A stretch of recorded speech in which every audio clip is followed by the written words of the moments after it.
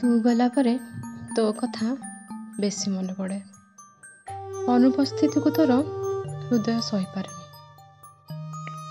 ସବୁ ଜାଣିବି ସତ୍ୟକୁ ଗ୍ରହଣ କରିପାରୁନି। ବିଶ୍ୱାସ କରିପାରୁନି ତୁ ନାହୁଁ। ବିଶ୍ୱାସ କରିପାରୁନି ତତେ ଏ ଜନ୍ମରେ ଆଉ ଦେଖିବିନି। ବିଶ୍ୱାସ କରିପାରୁନି ତୋ କଥା ତୋ ହସ ଆଉ ଏ କାନ ଶୁଣିବନି।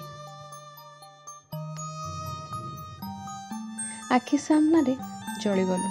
ତୋ କଅଁଳିଆ ଶରୀର ଗୁଲଗୁଲିଆ ହାତ ଦିଟା ଜଳି ପଞ୍ଚଭୂତରେ ମିଶିଗଲା। ପାଷାଣ ଭଳି ଛିଡ଼ା ହେଇ ସବୁ ଦେଖୁଥାଏ। କେଜାଣି ଏତେ ସାହସ ଆସିଲା କେଉଁଠୁ?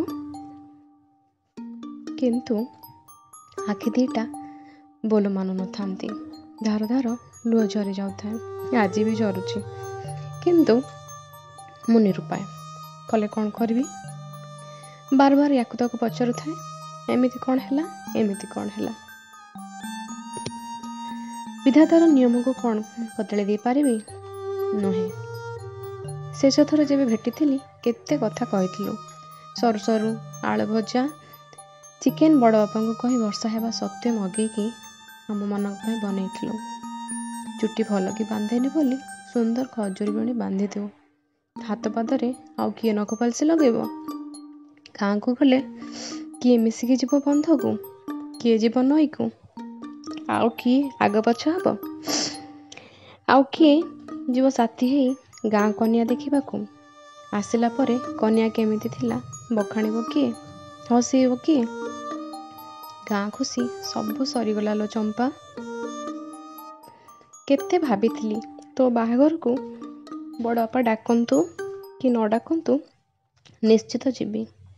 କିନ୍ତୁ ମୁଁ କ'ଣ ଜାଣିଥିଲି ତୋ ଶବରେ ଫୁଲ ପକେଇବି ବୋଲି? ସବାରି ଉଠିଥାନ୍ତା କିନ୍ତୁ ଉଠିଲା କୋକେଇ। ଆଉ କେବେ ଯିବିନି ଲୋ ଗାଁକୁ। ଏବେ ସବୁ ସମ୍ପର୍କ ଗୁଡ଼ା ବୃଦ୍ଧ ଅବସ୍ଥାରେ। କାହା କଥା କିଏ ବୁଝୁଛି? ନିଜକୁ ନିଜ କଥା ବୁଝିବାକୁ ବେଳ ନାହିଁ। ସମସ୍ତେ ନିଜ କର୍ମରେ ବ୍ୟସ୍ତ। କର୍ମ ଜଞ୍ଜାଳରୁ କିଏ ବା ବାଦ୍ ପଡ଼ିପାରିବ? ତୁ ଗଲୁନି ଯେ ତୋ ସହ ତୋର ମୋର ସମ୍ପର୍କ, ତୋର ମୋର ସ୍ନେହ, ଭଲ ପାଇବା ବି ମରିଗଲା। ସେଇଥିପାଇଁ ତ ଦୁଃଖ। ଜୀବନ ଥିବା ଯାଏ ତୁ ମନେ ପଡ଼ିବୁ। 28 ଦିନ ହେଲା ଗଲୁଣି। ବିଶ୍ୱାସ ହଉନି ଲୋ। ଆଗକୁ ରଜ, କେତେ ଖୁସି ହେଇଥାନ୍ତୁ। ଆଉ କି ରଜ? କଥା କହୁ କହୁ ହସୁଥିବା ମଣିଷ, ଅନ୍ୟକୁ ହସାଉଥିବା ମଣିଷ ଆଜି ଚୁପ୍ ଆଉ ଚିରନିଦ୍ରାରେ। ତୋ ଆତ୍ମାକୁ ସଦ୍ଗତି ମିଳୁ। ତୁ ଯେଉଁଠି ଥା, ଖୁସିରେ ଥା ଲୋ ଚମ୍ପା, ଖୁସିରେ ଥା।